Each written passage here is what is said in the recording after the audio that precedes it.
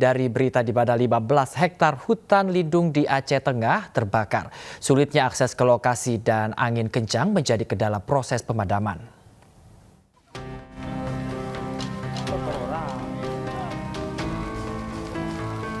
Kebakaran hebat yang melanda kawasan hutan pinus di tepi Danau Laut Tawar, Aceh Tengah meluas hingga 15 hektar. Diketahui kebakaran hutan lindung yang berdekatan dengan lokasi wisata Burtelege ini dipicu kemarau panjang yang melanda daerah tersebut.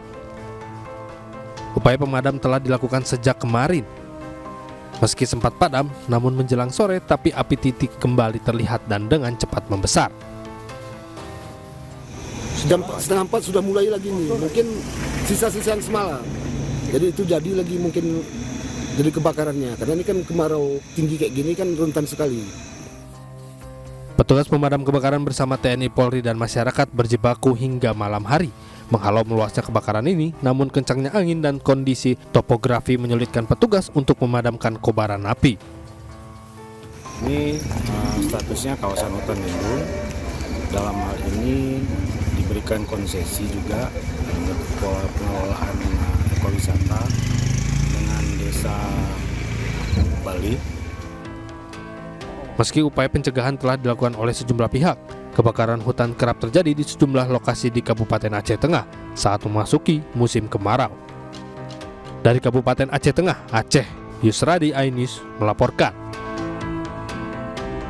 Masih berita soal kebakaran, pemirsa, di mana 3 rumah petak di Mandailing, Natal, Sumatera Utara ludes terbakar. Penyebab kebakaran diduga akibat korsleting listrik.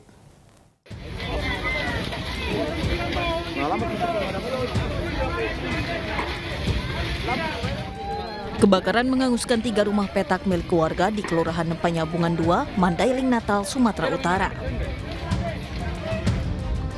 Kobaran api langsung membesar karena cuaca panas disertai angin kencang, dan rumah yang terbakar merupakan bangunan semi permanen.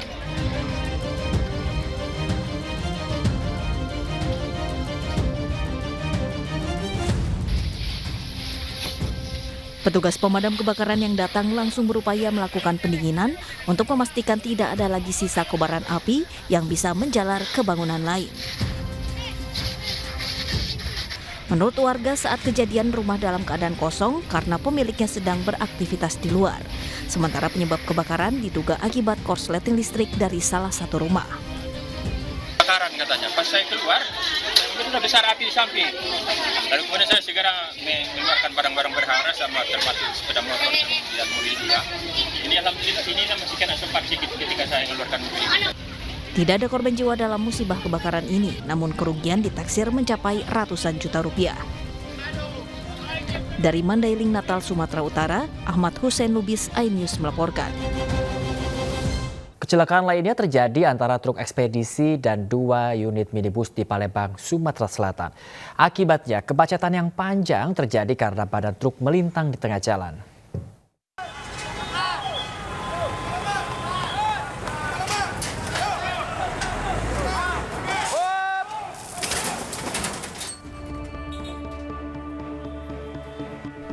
Polisi Lalu Lintas dan Dinas Perhubungan Kota Palembang mengevakuasi badan truk yang terguling di Jalan Basuki Rahmat, Palembang, Sumatera Selatan. Kejadian berawal saat truk ekspedisi tiba di lokasi, kemudian 2 unit minibus yang berada di depannya berhenti karena lampu merah, namun tiba-tiba truk menghantam dari belakang. Truk bermuatan buku pelajaran tersebut akhirnya oleng dan terguling. Diduga rem truk ekspedisi tidak berfungsi. Di sini nih, kita berhenti lagi lampu merah. Iya. Kendaraan apa kakak bawanya? Avanza. Terus tiba-tiba? Ya begitu lampu merah kan kita ngerem. Nah rombongan mereka ini tidak tahu-tahunya mungkin nabrak dari belakang, hilang kendali apa cak mano, walau-walau Langsung kan. dihantam tadi ya? Iya, nah sambil mobil beliau situ tuh. Jadi mobil kakak kerusakan apa nih? Itu belakang itu tuh. Bagian belakang. Akibat ditabrak truk, 2 minibus tersebut ringsek hingga seluruh bagian kaca pecah berserakan. Polisi yang tiba di lokasi langsung melakukan evakuasi terhadap mobil tersebut dan melakukan olah TKP. Dari arah Basuki Rahmat akan menuju ke arah Pajo. Kemudian waktu di TL Simpang Mapolda ini berhenti mendadak. Tiba-tiba remnya belum, tidak ada remnya lagi. Kemudian membanting ke sebelah kiri. Nah, akhirnya tidak bisa seimbang antara muatan maka terjadilah truk ini. Tidak ada korban jiwa akibat kecelakaan ini, namun arus lalu lintas di sekitar lokasi sempat tersendat. Dari Palembang, Sumatera Selatan, Firdaus, iNews melaporkan. Pemirsa, wanita yang memberi minum bocah dengan cairan bekas isap sabu-sabu terancam pidana 12 tahun penjara. Ia menegaskan dirinya tidak memberi air minum, namun ibunya lah yang mengambil botol tersebut.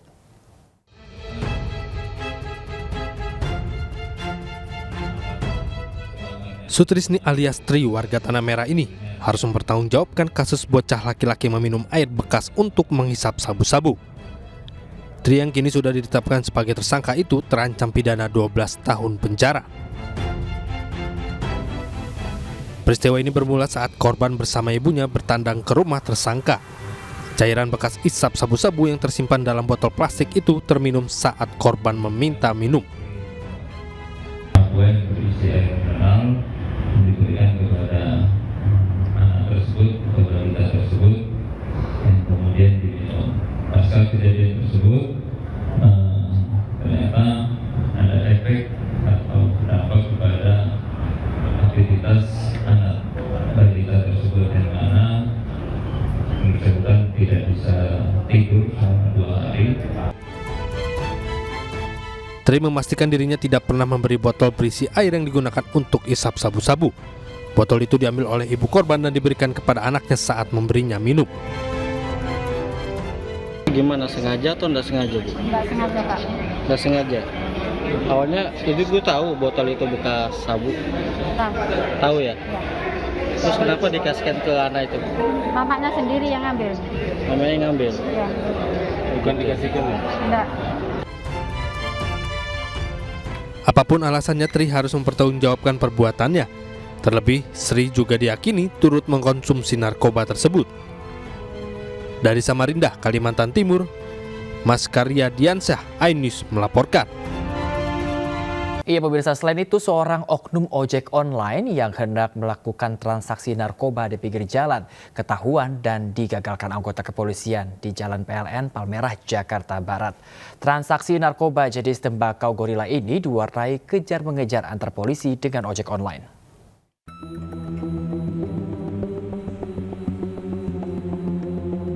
Seorang pria bermotor terpantau kamera CCTV tengah menyimpan tembakau gorila atau sintetis di balik tembok gardu listrik di Jalan PLN 2, Palmerah, Jakarta Barat.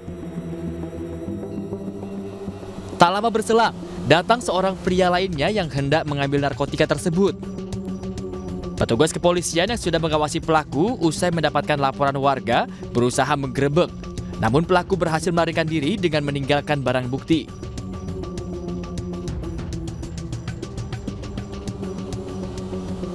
Ya, sebenarnya kami menerima laporan masyarakat ya di Jalan PLN 2 ini bahwa sering terjadi transaksi narkoba.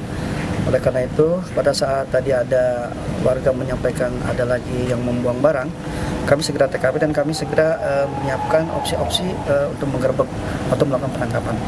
Tapi tadi kami belum beruntung, tapi BB juga belum sempat diambil, jadi BB masih kita aman. Barang bukti narkobanya apa, Pak? Sinte ya. Ketua RT setempat menuturkan transaksi narkotika di kawasannya sering terjadi sejak 3 bulan terakhir.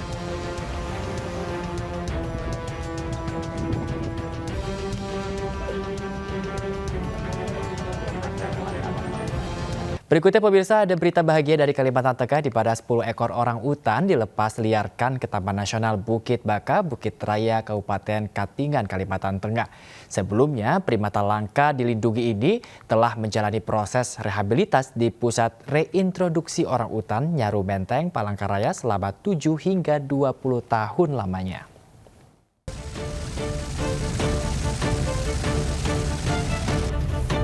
Balai Konservasi Sumber Daya Alam Kalimantan Tengah bersama Yayasan Borneo Orang Utan Survival Foundation kembali melepaskan 10 ekor orang utan ke Taman Nasional Bukit Raya, Bukit Baka, Kabupaten Katingan. Sebelum dilepaskan ke hutan alami Taman Nasional, primata langka dilindungi berusia 9 tahun hingga 36 tahun ini telah menjalani rehabilitasi di Pusat Reintroduksi Orang Utan Nyaru Menteng, Palangkaraya selama 7 sampai 20 tahun. Ke-10 orangutan tersebut awal diselamatkan dari hasil rescue di sejumlah wilayah di Kalimantan Tengah, serahan masyarakat, dan salah satunya hasil repatriasi atau penyitaan dari negara Thailand. Dan ini itu berkisar dari umur 9 tahun sampai 23 lebih. Ada yang malah yang 30 tahunan, karena itu yang pernah liar, kita selamatkan, kemudian harus diatur karena luka, jadi butuh waktu untuk perbaikan badan dan macam-macamnya. Dan itu harus diamputasi. Walaupun diamputasi, dia bisa menunjukkan kemampuan untuk di alam, makanya dia kita lepaskan. Pelepas liaran yang pertama di Kalimantan Tengah tahun 2023 ini merupakan salah satu bentuk support BKSDA, Yayasan Bos Foundation, dan Balai Taman Nasional terhadap pemerintah dalam upaya perlindungan dan pelestarian orang utan di Kalimantan Tengah. Saat ini masih ada 400 ekor orang utan dewasa dan anak-anak yang masih menjalani rehabilitasi di Pusat Reintroduksi Orangutan Nyaru Menteng, Palangkaraya untuk siap hidup bebas dan mandiri di hutan. Dari Palangkaraya, Kalimantan Tengah, Ade Sata, Ayus melaporkan.